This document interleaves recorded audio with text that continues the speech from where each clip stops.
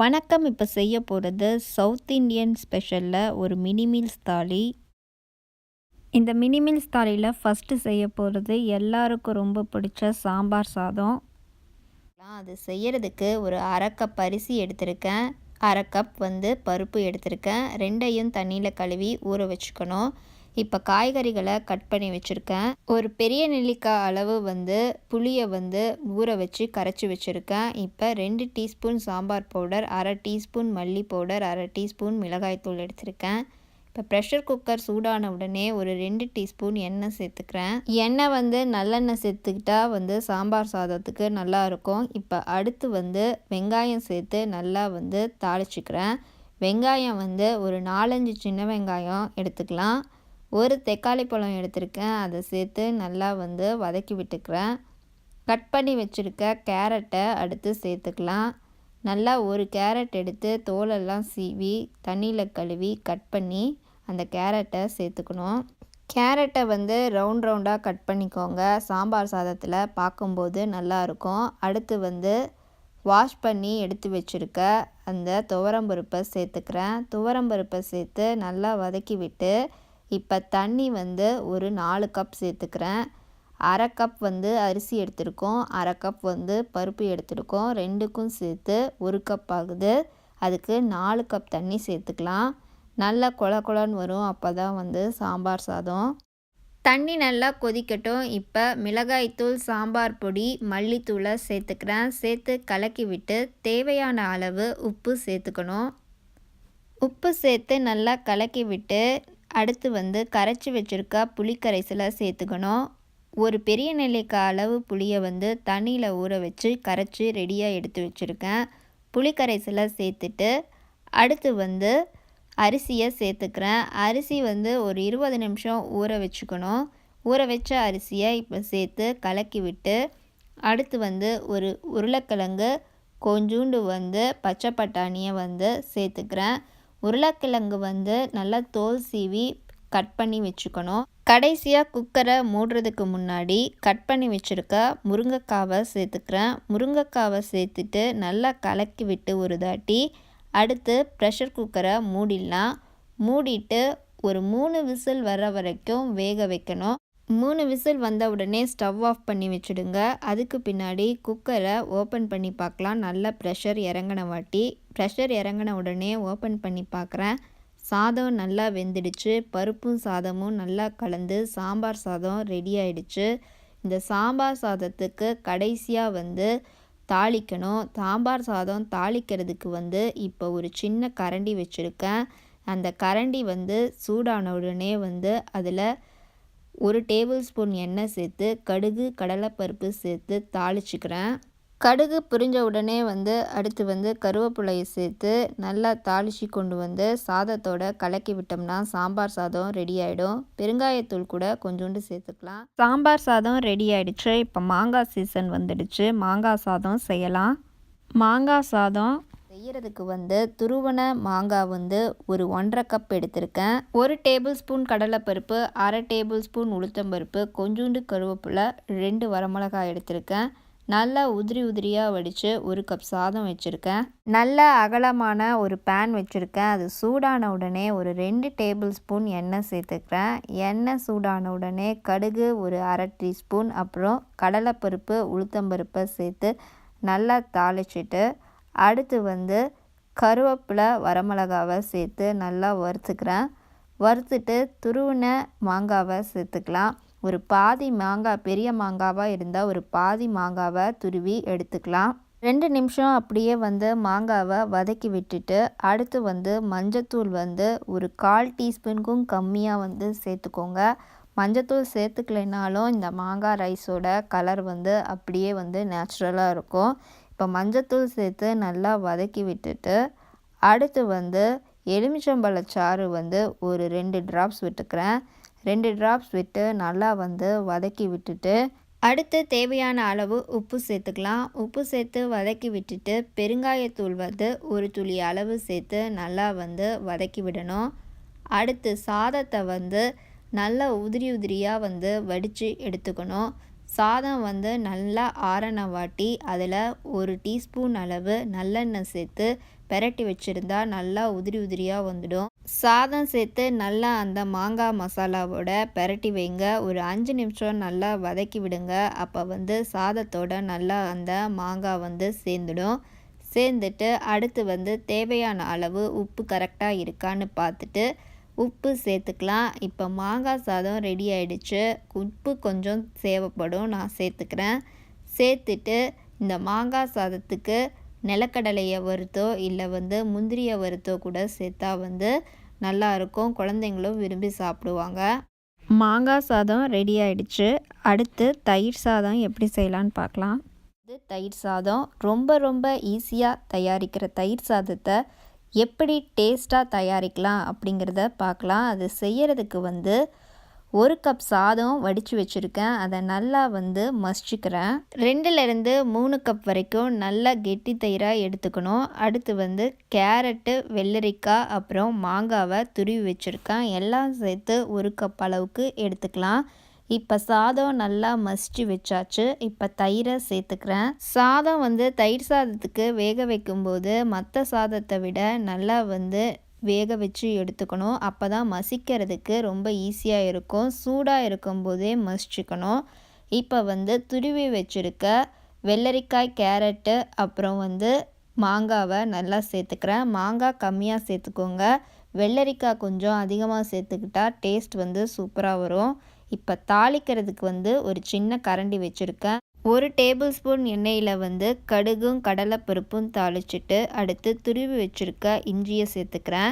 இஞ்சியை சேர்த்துட்டு ஒரு பச்சை மிளகாவும் கருவேப்பிலை கொஞ்சோண்டு சேர்த்து கொண்டு வந்து தயிர் சாதத்தோடு சேர்த்து கலக்கி விட்டுறேன். பச்சை மிளகாவை கீராமல் அப்படியே சேர்த்துக்கோங்க. அடுத்து வந்து பால் வந்து ஒரு 1/2 கப் அளவுக்கு சேர்த்து கலக்கி விட்டுட்டோம்னா வந்து இந்த தயிர் சாதம் டேஸ்ட் வந்து சூப்பராக வரும். காய்ச்சி ஆற வச்ச பாலை சேர்த்து நல்லா வந்து கலக்கி விட்டுறேன். கலக்கி விட்டுட்டு இன்னும் கொஞ்சம் எனக்கு தயிர் சேர்த்துக்கணும் அப்படின்ருக்கு. அதனால் வந்து ஒரு 2 கரண்டி அளவு தயிரை சேர்த்து கலக்கி வச்சிடுறேன். தயிர் எந்த அளவுக்கு சேர்க்குறோமோ அந்த அளவுக்கு வந்து கர்ட் ரைஸோட டேஸ்ட் வந்து சூப்பராக வரும். இப்போ ஒரு 1/2 hour கழித்து சாப்பிட்டோம்னா ரெஸ்டாரண்ட்டில் கிடைக்கிற பஃபேல வைக்கிற அந்த தயிர் சாதம் டேஸ்ட் மாதிரியே இருக்கும். லாஸ்ட்டாக வந்து உப்பு சேர்த்து கலக்கி வச்சிடுறேன். தயிர் சாதம் ரெடி ஆயிடுச்சு. அடுத்து செய்ய போகிறது புளி சாதம். இந்த புளி சாதம் ரெடி பண்ணுறதுக்கு புளிக்காய்ச்சல் எப்படி தயாரிக்கலாம் அப்படிங்கிற வீடியோ போட்டிருக்கேன். அதை செக் பண்ணி பாருங்கள். அதில் தயாரித்த அந்த புளிக்காய்ச்சலில் இருந்து 2 டீஸ்பூன் வந்து வேக வச்ச சாதத்தோடு சேர்த்துக்கிறேன்.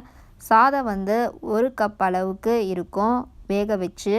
இப்போ வந்து சாதத்தோட நல்லா பெரட்டி வச்சு அதனோட வந்து வறுத்த நிலக்கடலையும் வறுத்த கருவேப்பிலையும் சேர்த்து கலக்கி வச்சிட்டோம்னா வந்து புளி சாதம் ரெடி ஆகிடும். புளி சாதத்தை வந்து முதல் நாள் ராத்திரியே நம்ம பெரட்டி வச்சிட்டோம்னா அடுத்த நாள் வந்து நல்லா புளி வந்து சாதத்தில் இறங்கி சூப்பராக டேஸ்ட்டாக இருக்கும். இப்போ வந்து தேவையான அளவு உப்பு சேர்த்துக்கலாம். உப்பு சேர்த்து நல்லா கலக்கி விட்டுட்டு 1 டேபிள் ஸ்பூன் அளவு நான் வறுத்த நிலக்கடலையை ஆல்ரெடி ரெடி பண்ணி வச்சுருக்கேன். அதையும் கருவேப்பிலையும் சேர்த்து நல்லா கலக்கி விட்டுக்கிறேன். புளி சாதம் ரெடி ஆகிடுச்சு.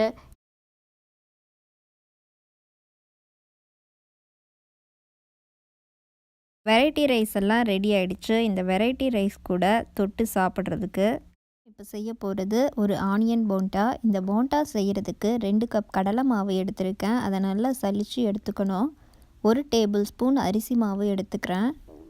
கடலை மாவில் இப்போ உப்பு சேர்த்துக்கிறேன். தேவையான அளவு உப்பு சேர்த்துக்கோங்க. 2 டீஸ்பூன் சேர்த்துக்கிட்டால் கரெக்டாக இருக்கும். இப்போ உப்பு சேர்த்து நல்லா கலக்கி விட்டு அடுத்து அரிசி மாவை சேர்த்துடுறேன். அரிசி மாவு சேர்க்கறதுனால கொஞ்சம் மொறுமொறுப்பாக இருக்கும். அடுத்து வந்து தேவையான அளவு மிளகாய்த்தூள் சேர்த்துக்கலாம். மிளகாய்த்தூள் சேர்த்து தண்ணி போட்டு நல்லா வந்து போண்டா பதத்துக்கு ஏற்ற மாதிரி கொஞ்சம் கெட்டியாக வந்து கலக்கிக்கணும். மாவுக்கு தண்ணி கலக்கும்போது ஒரே அடியாக சேர்த்து கலக்காமல் கொஞ்சம் கொஞ்சமாக சேர்த்து கலக்கணும்னா வந்து அந்த பதம் வந்து கரெக்டாக வந்துடும். 2 கப் மாவுக்கு 1/4 கப் அளவுக்கு தண்ணி பிடிக்கும். தண்ணி சேர்த்து கலக்கியாச்சு. இப்போ பெருங்காயத்தூள் 1 துளி அளவு சேர்த்து கலக்கிக்கிறேன். பெரிய வெங்காயம் கட் பண்ணி வச்சுருக்கேன், அதை சேர்த்துக்கிறேன். நல்லா பொடி பொடியாக கட் பண்ண கருவேப்பிலை, கொத்தமல்லி ஒரு கைப்பிடி அளவு சேர்த்துக்கணும். 2 பச்சை மிளகாய் சேர்த்துருக்கேன், அதையும் பொடியாக சேர்த்து நல்லா கலக்கி வச்சுக்கலாம். பெரிய வெங்காயம் சேர்க்கறத விட சின்ன வெங்காயம் சேர்த்தா டேஸ்ட் சூப்பராக இருக்கும். இப்போ போண்டா பொரிக்கிறதுக்கு எண்ணெய் நல்லா ஹீட் ஆகிடுச்சு. எண்ணெய் நல்லா காஞ்சிடுச்சு. இப்போ போண்டாவை சேர்த்துடுறேன். அப்பப்போ போண்டாவை திருப்பி விட்டு 2 பக்கமும் நல்லா வேக விடணும். வெந்த உடனே ஒரு வடிகட்டி கரண்டியை வச்சு எடுத்துடலாம். நல்லா திருப்பி போட்டு இந்த போண்டாவை ஈவினிங் ஸ்நாக்காகவும் சாப்பிட்லாம். ஒரு வெரைட்டி ரைஸ்க்கு சைட் டிஷ்ஷாகவும் சூப்பராக இருக்கும். இப்போ போண்டா ரெடி ஆகிடுச்சு. நல்லா எண்ணெயை தட்டி விட்டு வடிகட்டி கரண்டியை வச்சு எடுத்துடுறேன். கடைசியாக செய்ய போகிறது ஒரு பாசிப்பருப்பு பாயாசம். மினிமீல்ஸ் எல்லாம் ரெடி ஆகிடுச்சு. பாசிப்பருப்பு பாயாசம் செய்கிறதுக்கு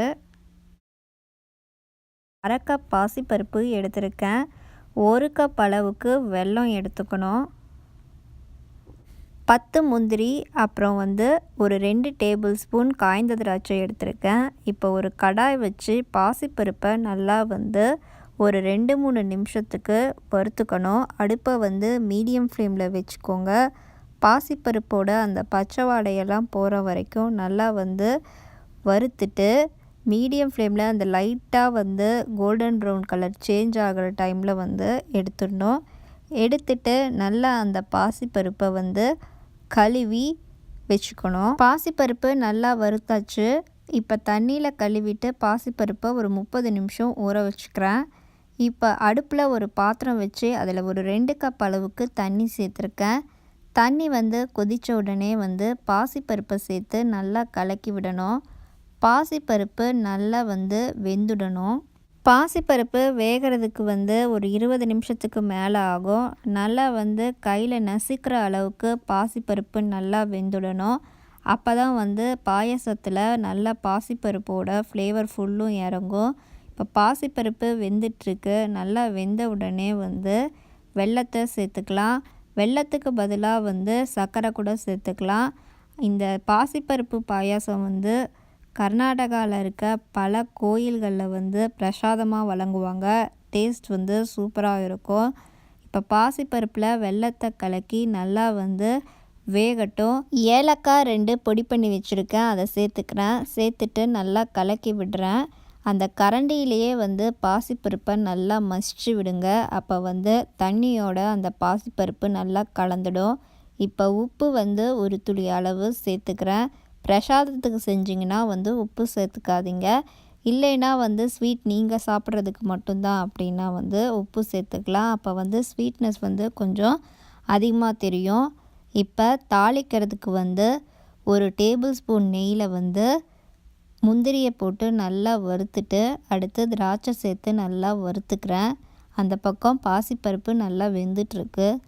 இப்போ முந்திரி திராட்சையை வறுத்து பாசிப்பருப்போட சேர்த்து கலந்து விடலாம். குங்குமப்பூ அது ஆப்ஷனல் தான், தேவைப்பட்டால் சேர்த்துக்கோங்க. சேர்த்துக்கிட்டால் ஃப்ளேவர் சூப்பராக இருக்கும். இப்போ பாசிப்பருப்பு பாயாசத்தோட கலந்து விட்டு ஒரு 5 நிமிஷம் கொதிவிட்டு ஆஃப் பண்ணிட்டா பாசிப்பருப்பு பாயாசம் ரெடி ஆகிடும். இந்த சவுத் இண்டியன் ஸ்டைல் மினிமீல்ஸ் தாலியை நீங்களும் ட்ரை பண்ணி பாருங்கள். நிறைய வெரைட்டி ரைஸ் இருக்குது. புளிக்காய்ச்சல் தனியாக வீடியோ போட்டிருக்கேன். தக்காளி தொக்குக்கும் தனியாக வீடியோ போட்டிருக்கேன். அதையும் செக் பண்ணி பாருங்கள். இந்த வீடியோ பிடிச்சிருந்ததுன்னா சேனலை சப்ஸ்கிரைப் பண்ணுங்கள். தேங்க்யூ.